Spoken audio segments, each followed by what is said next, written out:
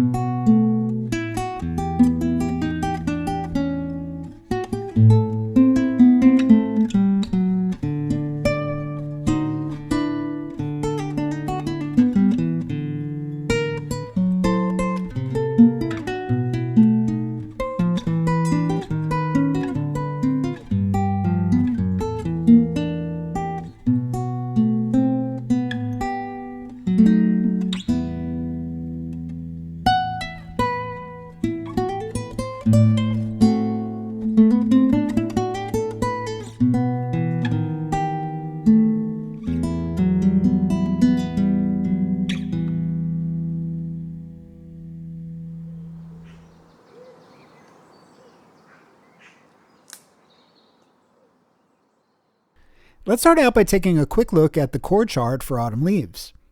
Now, Autumn Leaves is often played either in the key of G minor or E minor, and Joe chooses to play it in the key of E minor for his arrangement, which is actually the original key of the song. And by playing it in E minor, it allows him to take advantage of a lot of the open strings on the guitar. If we look at the chord sequence, we see we have A minor, D7, G major, all of which have open strings on the guitar. And then towards the end of the first A sections, we have B7 and E minor, B and E also being open strings on the guitar. So those first two A sections, speaking in terms of chords, are pretty much the same. Then when we get to that third line, which we can refer to as the B section, we basically have the same chords from the A section, just reversed. So we're starting off with that 2-5-1 in E minor, F sharp half diminished, B7 to E minor, and then going to the 2-5-1 in the key of G major. And that last 8 bars we can call perhaps the C section, and you can see it has those descending 2-5s, E minor A7, D minor G7, which take us back to C major and finally resolve back to the home key of E minor. I think the main takeaway from looking at the chord chart is that by playing the tune in the key of E minor, it allows for a very guitaristic arrangement. Take a listen to this example from the first A section from his second chorus. In that melody pickup line, he starts out with the open E string, and then in the third beat of that first bar, he plays the 5 chord of A minor, E7, on the third beat, and takes advantage of that low open E string. And then in the second bar of that A section, on the second beat, he plays an open D string, which allows that note D to sustain while he continues to play the melody over it.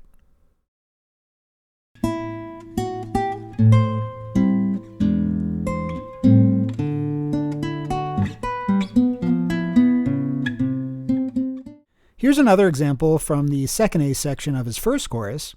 What I want you to pay attention to is the second bar of this section, around the third beat, where he uses the open D string sort of as a pedal point and allows it to sustain while he plays his lines on top of it.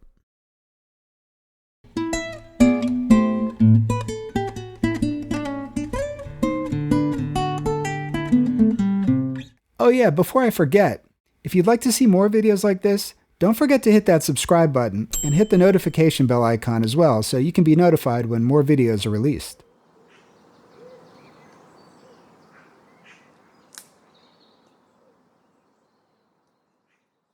Another way that Joe takes advantage of the guitaristic nature of this key occurs over the E minor chords throughout the tune.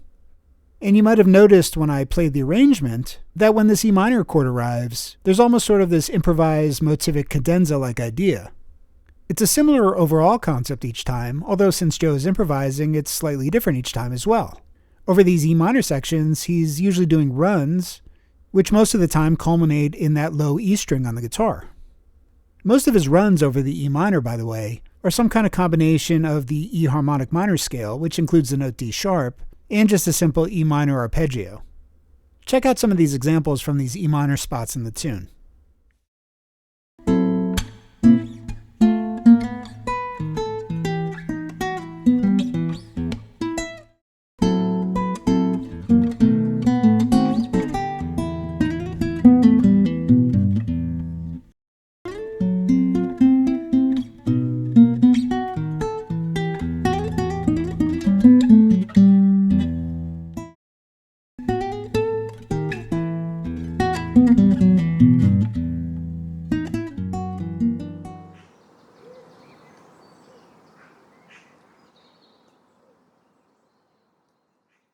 Now, one thing that Joe does in his arrangement in order to create interest and variety is to change up the feel in different sections of the tune. Most notably, at the beginning of the tune, for the first two A sections, he's playing with a swing feel, and in a very rhythmic and percussive way as well, even striking the strings in a percussive way on the backbeat on 2 and 4. However, when he gets to his second chorus, you'll notice that he changes the feel in a pretty drastic way. All of a sudden, it becomes a lot more straight. To me, it feels like he's taking a more classical guitar approach in the second chorus, almost like he's reading from something like a guitar etude or a classical study. Check it out here. I'll play those A sections from those two choruses back to back so you can really hear the difference.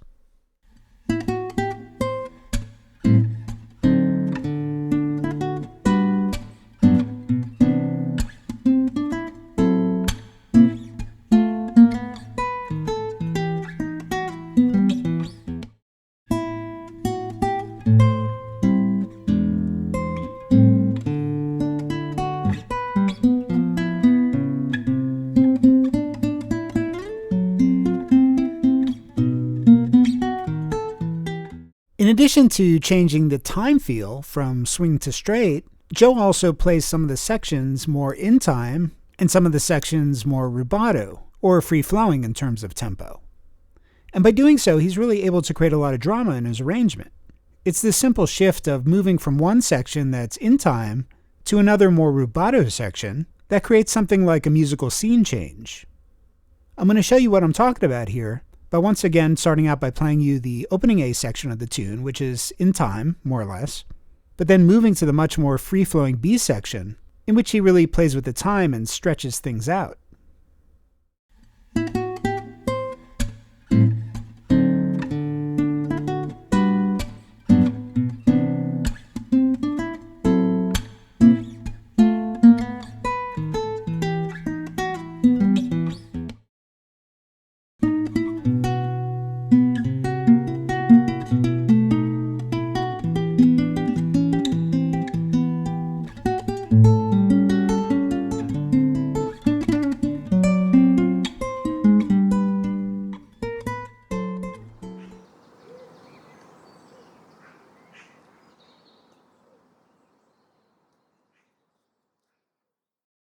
Let's move on now to talk about some of the ways that Joe works with the harmony of Autumn Leaves. In particular, the way that he reharmonizes some of the chords to add variety and flavor to his arrangement.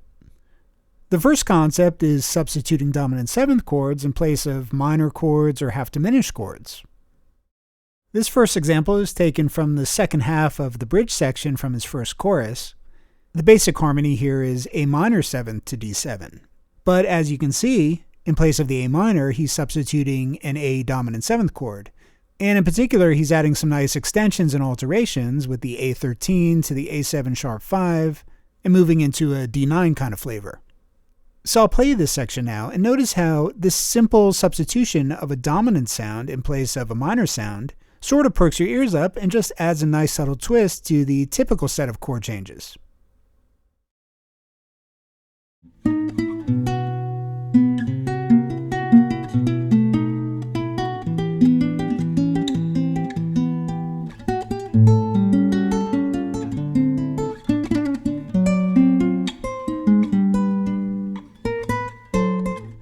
To contrast, I'll now play a version with the standard chord changes with that A minor to D7.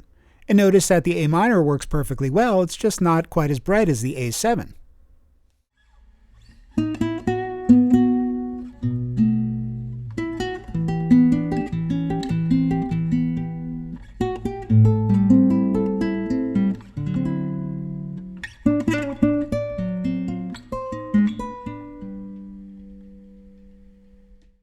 Another place where Joe substitutes dominant 7ths is over the F sharp half diminished chords. This next example is taken from the bridge section in his second chorus.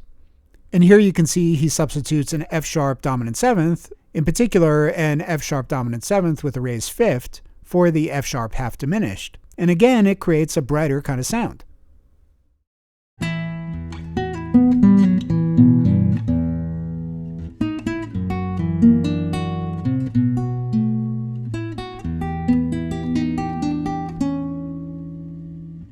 So there you heard that F sharp 7 with the raised 5th, and now we'll contrast it with the regular F sharp half diminished chord.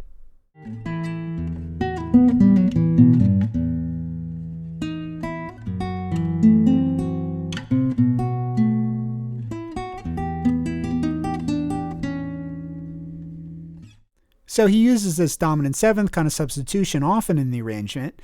A couple other spots where to look out for it are at the end of the first chorus in the last 4 bars, and at the end of the second chorus in the last 4 bars as well, over that F sharp half diminished chord.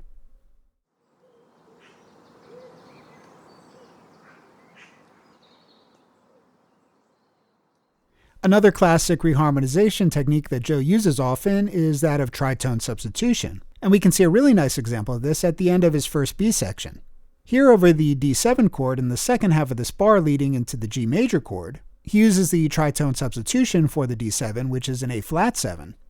But what's really nice here is the way that he incorporates the melody note into the tritone substitution. If you look at the top of the line, you can see the melody. We have a D, and then we have the note C, but because of the way that he's arpeggiating it, it falls on the upbeat. And the same thing goes for the following note, the B natural, which comes on the upbeat on the end of 1 in the following bar. And using the tritone substitution in this way creates a nice little moment of tension before resolving into the G major 7 chord. Take a listen.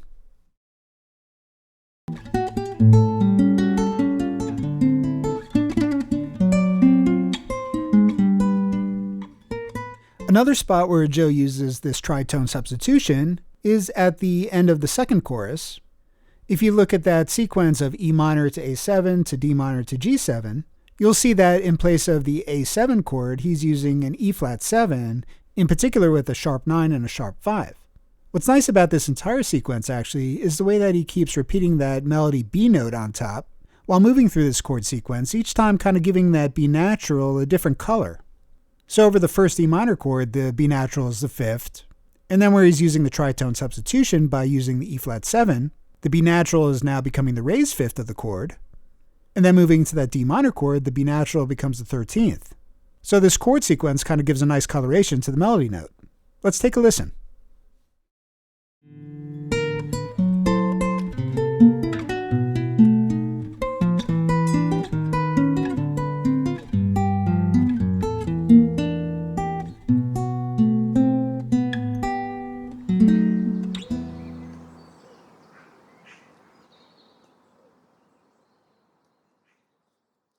Closely related to this idea of tritone substitutions is the idea of approach chords or chromatic approach chords. An example of this occurs in the 5th bar of the first A section, where we can see in the bar of F sharp half diminished on the 3rd beat he places a C7 chord. And we can kind of look at this in two different ways. First of all, if we look at that bar as being F sharp 7, then C7 would be the tritone substitution of that. But also we can sort of look at that C7 as being a chromatic approach chord to the B7 chord in the following bar. And notice the movement of the C7 to the B7 chord here. On the B7, Joe is actually using the sharp 11, the F natural. So there's two interesting things going on here harmonically. First of all is the use of that C7 chord, but then the way it unexpectedly moves into the B7 sharp 11. And I often find in Joe Pass's arrangements that he often takes advantage of these very simple techniques, but just uses them in very interesting ways. So take a listen to this example now of the first A section, and notice that harmonic interest he creates in the 5th bar.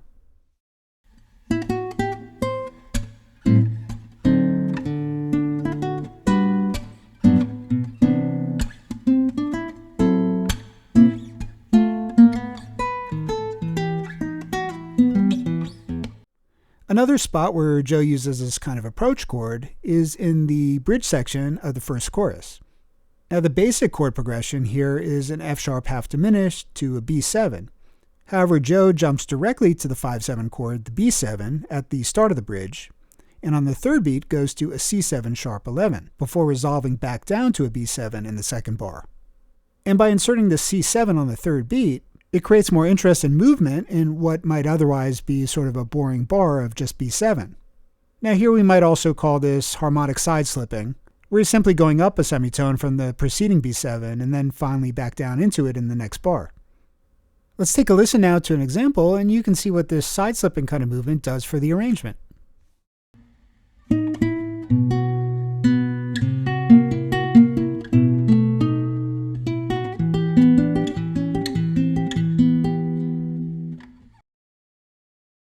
So thanks for checking out this video about Joe Pass's playing on Autumn Leaves. If you feel like you got some value out of this video, please give it a like and subscribe to the channel so you can get more videos just like this. Also, drop me a comment down below and let me know what other guitar solos or transcriptions you'd like to see covered. See you next time.